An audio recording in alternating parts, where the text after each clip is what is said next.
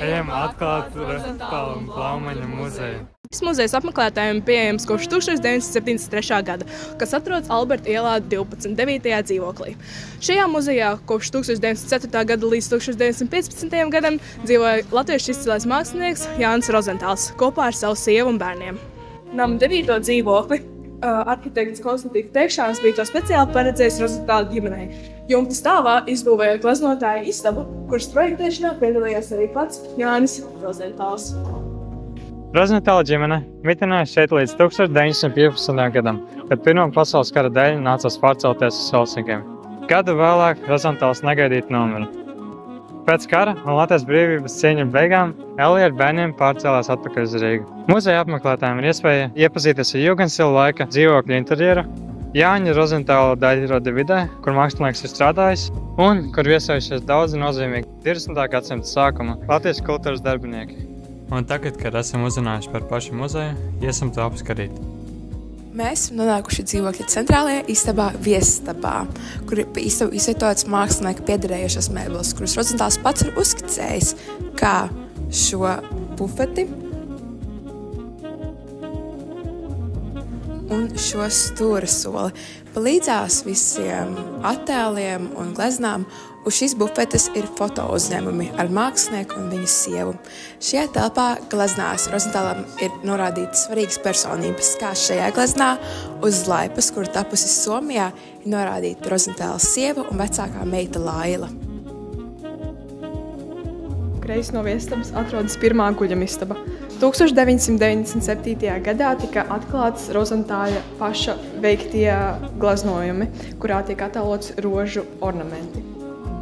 Kā redzams, turpat blakām atrodas arī mazgājuma aiztrauks, uz kura virsmas ir līdzīgi ornamenti sienai.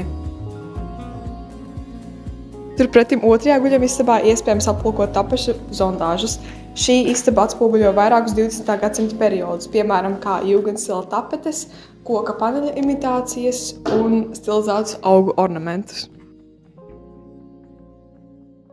Šī muzeja bērnistaba ir īpaša vieta, kas ļauj ielūkoties pagātnē un iepazīt latviešu kultūras vēsturi.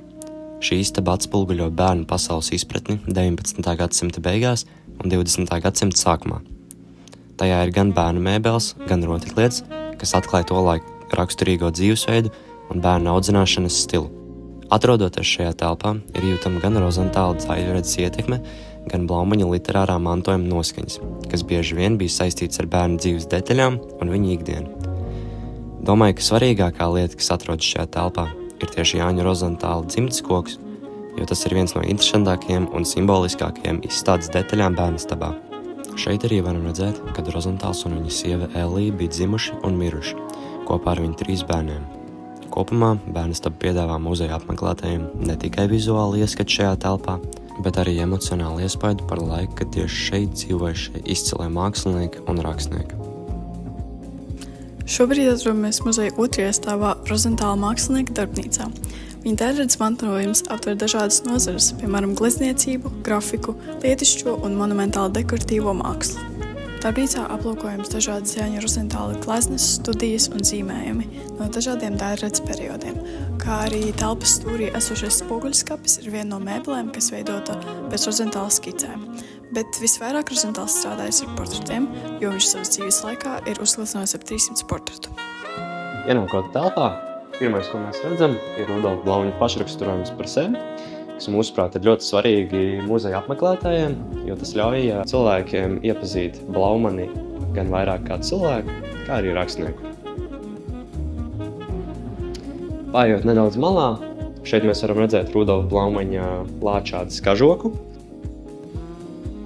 ar ko viņš devās uz savu lauku māju Brakos, lai sveiktu savu māti Karlīnu 70 gadu dzimšanas dienu. Šeit mēs varam redzēt ļoti švaki šo te lauku māju Brakos. Un pats pēdējais šajā telpā ir Rudolfa Blaumaņa rakstāmgalds, kas tieši atradās šajā lauku mājā Brakos. Un pie mākslinieka istabas atradās grāmatiņa, kurā varēja ierakstīties muzeja apmeklētāji un kurā mēs sastājām sveicienus no 64. vidusskolas.